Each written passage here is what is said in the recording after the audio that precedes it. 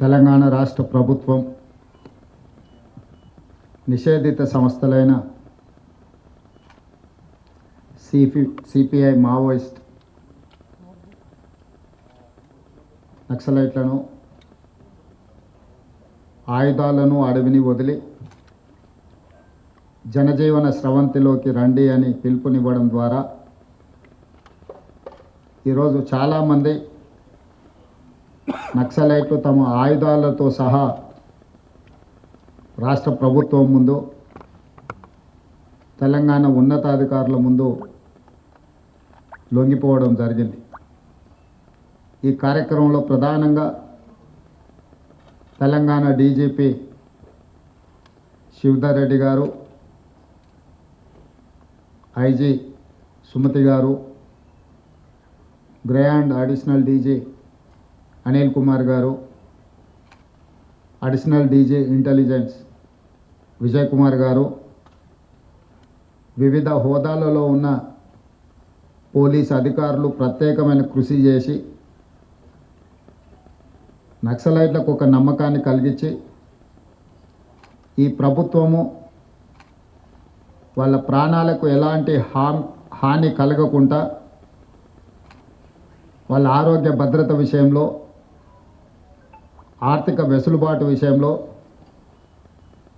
జనజీవన స్రవంతిలో కలిసిన తర్వాత వాళ్లకు జీవించడానికి అవసరమైన వసతులను ఏర్పాటు చేయడంలో ప్రభుత్వం సంపూర్ణంగా సహకరిస్తుంది.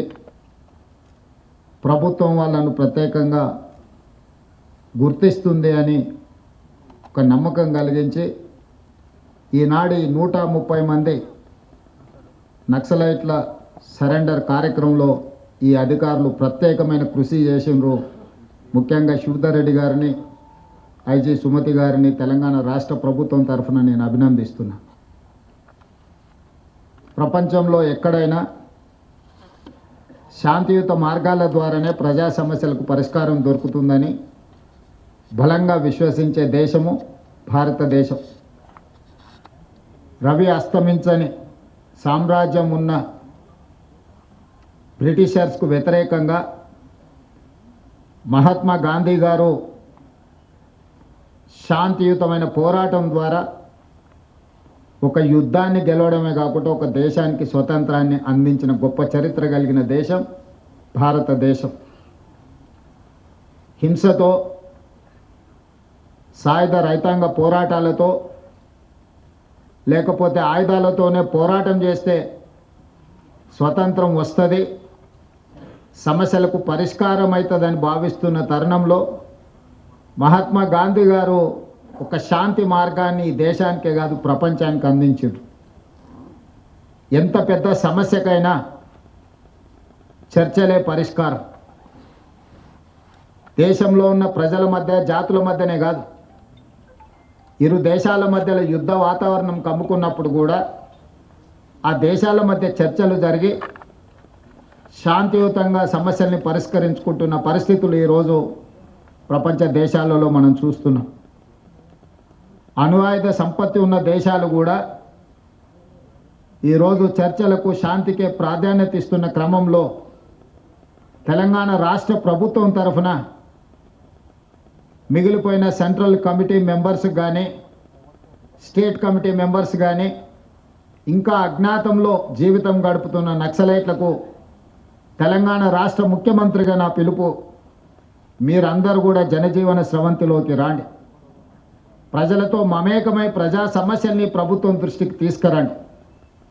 ఈ ప్రభుత్వం ఉన్నదే ప్రజా సమస్యల్ని పరిష్కరించడానికి, వివిధ సంఘాలు, సంస్థలతో చర్చించడానికి, సంఘాలకు, సంస్థలకు గుర్తింపునివ్వడమే కాకుండా వాళ్ళు చూపించిన సమస్యల్ని, వాళ్ళు లేవనెత్తిన అంశాలని సానుకూలంగా పరిష్కరించడానికి తెలంగాణ రాష్ట్ర ప్రభుత్వం సిద్ధంగా ఉన్నది.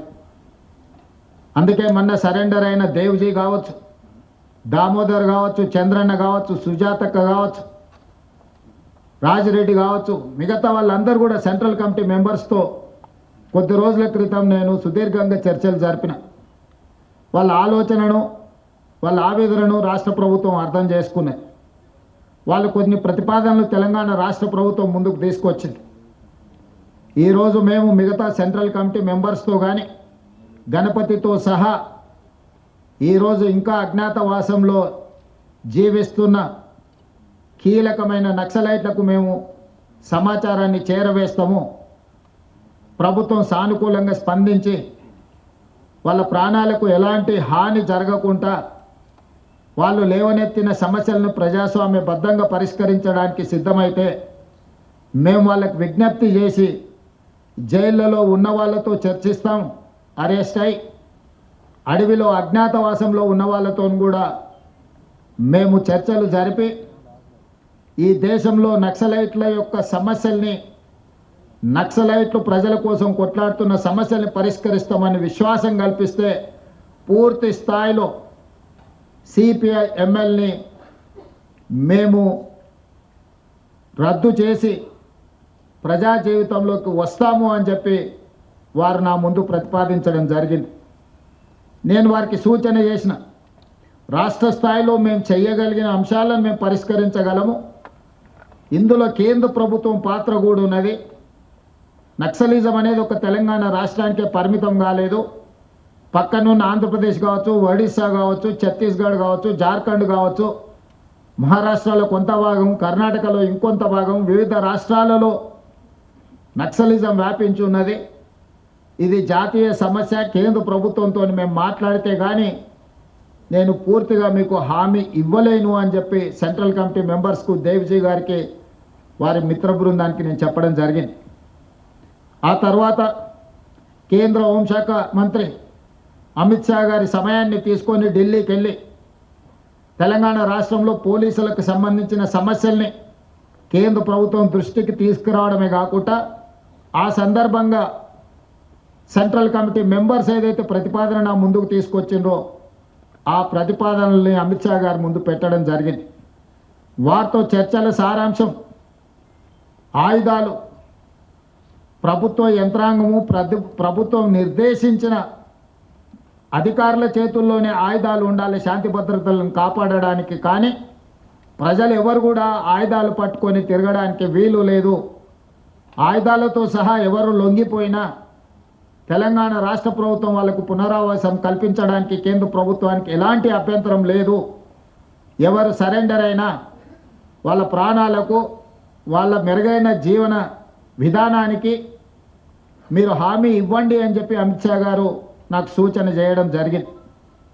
అమిత్ షా గారితో మాట్లాడిన తర్వాత నక్సలైట్ నాయకులతో, వివిధ హోదాలలో ఉన్న వాళ్ళతో మాట్లాడితే ఈరోజు 130 మంది నక్సలైట్లు ఛత్తీస్గఢ్కు సంబంధించిన వాళ్ళు కావచ్చు, తెలంగాణ కావచ్చు, ఆంధ్రప్రదేశ్కు సంబంధించిన వాళ్ళు ఈరోజు వాళ్ళ చేతుల్లో ఉన్న ఆయుధాలతోటి ఈరోజు వాళ్ళు సరెండర్ అవ్వడం, అందులో 124 అత్యంత ఆధునికమైన ఆయుధాలతో, ముఖ్యంగా 31 AK-47లు, SLRలు, ఇతర అధునాతనమైన ఆయుధాలు, విదేశాలలో తయారైన అధునాతనమైన ఆయుధాలు, 7,000 బుల్లెట్లు, బుల్లెట్ ద్వారానే ప్రజా సమస్యల్ని పరిష్కరిస్తామన్న వాళ్ళు ఈరోజు బ్యాలెట్ ద్వారా ప్రజా సమస్యల్ని పరిష్కరించడానికి ముందుకు వచ్చి ఈరోజు ఇక్కడ ఈ వేదిక ముందున్న 130 మంది నక్సలైట్లు ప్రభుత్వం యొక్క పిలుపు మేరకు ఈరోజు సరెండర్ అవ్వడం జరిగింది.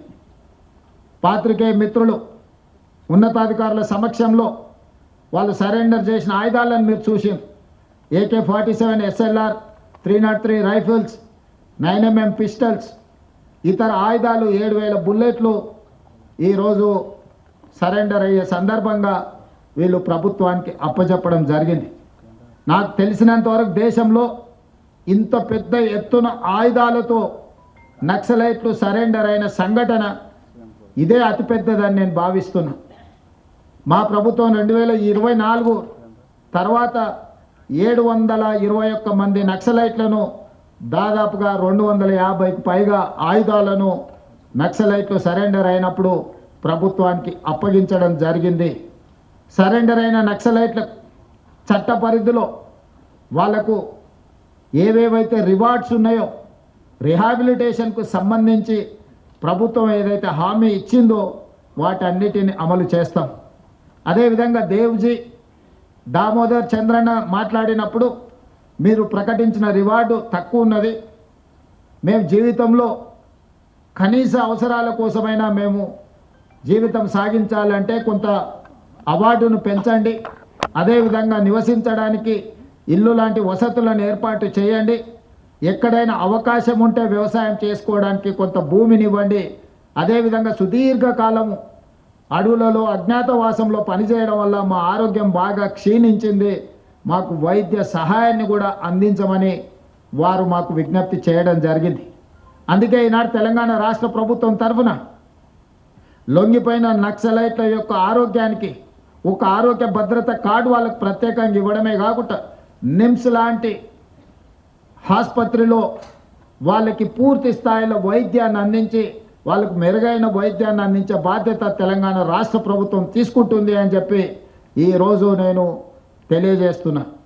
అదేవిధంగా రివార్డు విషయంలో కూడా సెంట్రల్ కమిటీ కానీ స్టేట్ కమిటీ కానీ దళ కమాండర్లు కానీ లేకపోతే వివిధ హోదాలలో ఉన్న వాళ్ళను కూడా వాళ్ళ యొక్క హోదాలను బట్టి ప్రభుత్వం కొంత ఉదారంగానే వ్యవహరించి వాళ్ళకు మంచి ఆర్థిక సహాయాన్ని కూడా అందించడానికి తొందరలోనే డీజీపీ గారిని, చీఫ్ సెక్రటరీ గారిని, ఇతర అధికారులతో 1993లోనే ఆనాటి ఉమ్మడి ఆంధ్రప్రదేశ్లో నక్సలైట్ల యొక్క రిహాబిలిటేషన్ కోసం ప్రత్యేకమైన ప్యాకేజీలను ప్రకటించడం జరిగింది.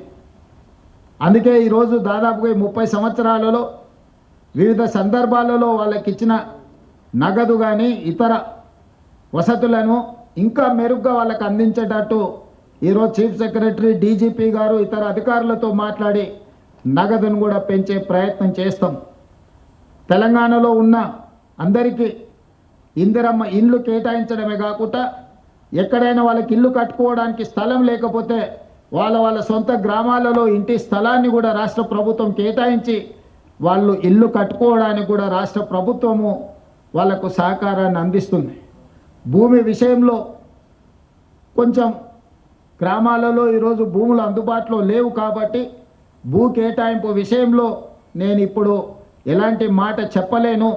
ఉండడానికి ఇల్లు, మెరుగైన వైద్యము, అదేవిధంగా వాళ్లకు నగదు బహుమతి, వీటన్నిటిని కూడా వాళ్ళకు అందించి సమాజంలో ఒక ఆత్మగౌరవంతో కూడిన జీవన విధానాన్ని కొనసాగించడానికి రాష్ట్ర ప్రభుత్వం సంపూర్ణంగా సహకరిస్తుంది.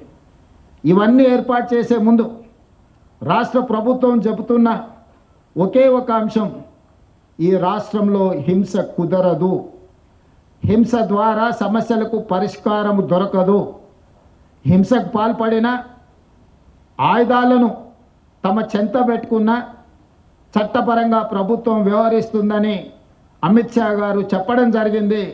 ఈరోజు రాష్ట్ర ప్రభుత్వంలో ఉన్న సంస్థలే కాదు, కేంద్ర ప్రభుత్వానికి సంబంధించిన సంస్థలు కూడా ఈ యాంటీ నక్సల్స్ ఆపరేషన్స్లో పాల్గొంటున్నారు.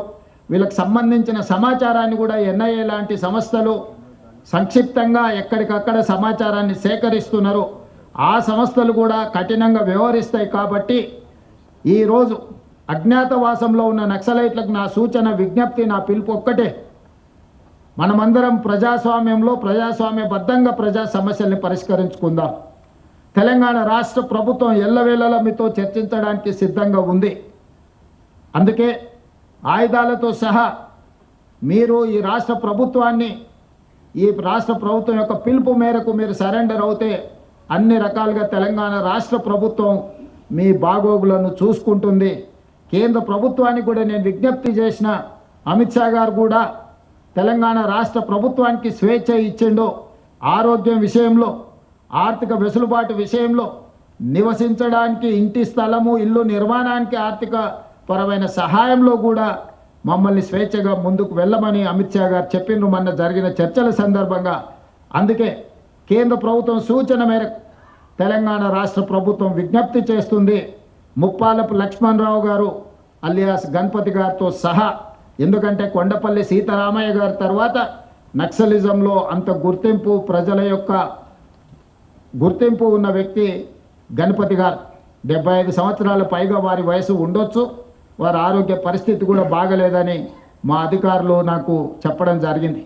వారి ఆరోగ్యానికి, వారి ప్రాణానికి వారు సరెండర్ అవుతే తెలంగాణ ప్రభుత్వం పూర్తిగా రక్షణ కల్పిస్తుంది.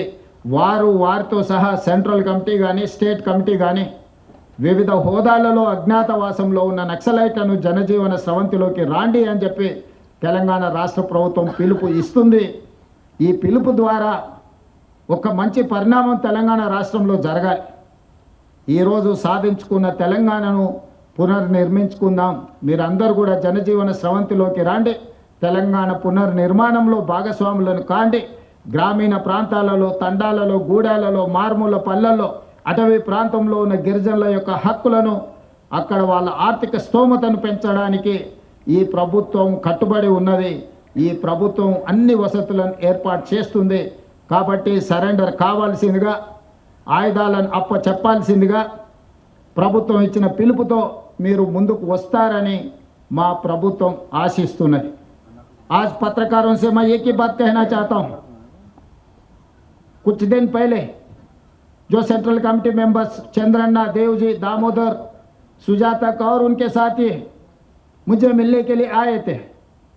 वो लोग ये सुझाव दिए कि आगे भी गणपति जी अभी जितना भी जो अंडरग्राउंड में है, जो जंगल में जनता के लिए जो लड़ रहा है हथियार लेकर, वो सब लोग अगर राज्य सरकार, केंद्र सरकार सहकार दिए तो उन लोगों को एक भरोसा दिलाए तो वो लोग जनजीवन स्रवंति में मिलने के लिए तैयार है। तो वो चर्चा हुई। उसके बाद मैं दिल्ली गया हुआ है, गृह मंत्री अमित शाह जी से मैं मिला। जो सेंट्रल कमेटी मेंबर जो प्रपोजल किए वो प्रपोजल उनके सामने रखा। मैं तेलंगाना राज्य में 2024 के बाद हम लोग कुछ कम 700 नक्सलवादियों को सरेंडर करवा लिए। 250 हथियारों को भी वो लोग सरेंडर किए। आज के तारीख में 130 लोग, 124 हथियार, उसमें AK-47 SLR अच्छे वेपन्स हथियार आज सरेंडर किए। 7000 बुलेट्स भी आज सरेंडर में वो लोग हमारे हाथ पुलिस डिपार्टमेंट को हैंड ओवर किए। तो इसीलिए हम जो बात कहना चाहते हैं कि हथियारों से कुछ होने वाला नहीं है। जब आज़ादी के लिए हम लड़ रहे थे, महात्मा गांधी जी ने एक रास्ता दिखाया। जो अंग्रेजों के खिलाफ हम लड़ाई किए, हथियारों से लड़ाई नहीं की, हथियारों से हमको आज़ाद नहीं मिला है। शांत युद्ध से, शांत पद से हम लोग आज़ादी हासिल कर ले। एक जंग को जीत सकते, एक देश को आज़ादी दिलवा सकते। शांति मार्ग से अगर हम लड़े सब कुछ कामयाब हो सकता है। महात्मा गांधी जी ने ये रास्ता दिखाया। जो महात्मा गांधी जी ने जो देश आज सुकून से जी रहा है, इसीलिए इस देश में कोई इंसान के लिए जगह नहीं है। हथियार लेकर एक आदमी दूसरे इंसान को नहीं मार सकता है। सरकार जब कानून लागू करने के लिए हथियार इस्तेमाल कर सकते हैं, मगर सरकार के बिना कोई आम जनता हथियार पकड़ना इस देश में कोई किसी को परमिशन नहीं है। इसीलिए गणपति जी से लेकर जो सेंट्रल कमेटी मेंबर्स है, जो अंडरग्राउंड नक्सलवादी है, गृह मंत्री जी से मेरी बात हुई। गृह मंत्री जी ने साफ ने ये कहा कि किसी के हाथ में हथियार नहीं रहना। अगर हथियार है, सरकार उनके पीछे पड़ने वाला है। तो हथियार छोड़कर जनजीवन में आ जाओ। तेलंगाना सरकार आपको भरोसा दे रहा है। तेलंगाना सरकार ने आपके हेल्थ के लिए, रीएम्प्लॉयमेंट के लिए, आपको रहने के लिए घर, सब कुछ तेलंगाना सरकार ने आप लोगों को वादा कर रहा है। किसी को भी इसमें जिसको भी तकलीफ है, तकलीफ दूर करने के लिए तेलंगाना सरकार और हमारा अधिकारी सब लोग तैयार है। इसीलिए आज इतने लोग, 130 लोग एक जगह में, मेरे ख्याल से अभी तक इस देश में इतने सारे हथियारों के साथ इतने सारे नक्सलवादी कोई किसी सरकार के सामने सरेंडर नहीं हुए। आज मैं खुशी से कहना चाहता हूँ, इतने लोग जो जनजीवन में आ गए, जंगल छोड़कर हथियार सरकार के हाथ में दे दिए, ये खुशी की बात है। आगे भी अगर कोई भी बचा है, 7 सेंट्रल कमेटी मेंबर्स, कुछ बड़ा नेता लोग है बोल के हमारा अधिकारी दिखाए कि वो 7 है 70 है, मुझे पता नहीं, मगर हर किसी का मेरा गुजारिश एक ही है, हथियार से आप जीवन नहीं कर सकते। हथियार से दूसरे इंसान को आप डरा नहीं सकते। हथियार से आप कुछ चलाने के लिए कोशिश किए तो कोई फायदा नहीं है। इसीलिए आज जो कार्यक्रम हो रहा है, हम जिसको जिसको मदद किए तो वो सब लोगों के आज जिसमें भी जो लोग हैं आपके पुराना साथियों को आप एक ऐलान करो कि वापस आके जनजीवन में मिलने के लिए। ये सरकार आपके सरकार है, आपके उम्मीद से सरकार बना हुआ है। हम डेमोक्रेटिक प्रोसेस में not with bullet, we can do miracles with ballot. तो बैलेट में आप आ जाओ। चुनाव में जो राजनीति में जो पॉलिटिकल पार्टी से आप वो पॉलिटिकल पार्टी के प्लेटफॉर्म के ऊपर आप चुनाव लड़ सकते हैं और पब्लिक के जो तकलीफ है दूर भी कर सकते हैं। इसीलिए आज हमारे तेलंगाना सरकार, हमारे अधिकारी लोग जो अच्छा काम किए वह सब लोगों को मैं अभिनंदन देना चाहता हूं। मेरा पत्रकार मित्रों से भी मेरा एक ही गुजारिश है, आप लोग भी आपके माध्यम से ये कह दो कि आने वाले दिनों में, क्योंकि केंद्र सरकार ने मार्च 31, 2026 के अंदर इस देश में नक्सलवादियों को साफ करने का ऐलान किया हुआ है, तो इसमें हिंसा नहीं होना है मेरे तरफ से। न केंद्र सरकार न नक्सलवादी, कोई किसी का जान गए, कोई पुलिस ऑफिसर के जान गए, कोई पुलिस के जान गए, कोई नक्सलवादी के जान गए। इस देश के जनता है वो लोग, किसी का जान उनके परिवार के लिए बहुत कीमती है, इस देश के लिए भी बहुत कीमती है। इसीलिए किसी का जान लेने का कोई किसी का सोच नहीं है। एक अच्छा रास्ता हम दिखाएंगे और 25 दिन बाकी और 20 दिन बाकी है। 20 दिन के अंदर जितने भी सेंट्रल कमेटी जो पूरा अंडरग्राउंड में जितना भी लोग है 31 मार्च के अंदर हम लोग सचमुच आगे आकर ये सब सारे सरेंडर करवा दिए तो देश शांति से रहेंगे। देश और तेलंगाना राज्य ने तरक्की करने वाले हैं, दुनिया से मुकाबला करने वाले हैं हम लोग। इसीलिए मैं आज फिर एक बार ऐलान करना चाहता हूं, जो अंडरग्राउंड नक्सलेट्स है इंक्लूडिंग गणपति जी, उनके साथी लोग, आप आ जाओ, जनजीवन में आ जाओ। तेलंगाना सरकार आपको वेलकम करने के लिए तैयार है। धन्यवाद पत्रकार मित्रों।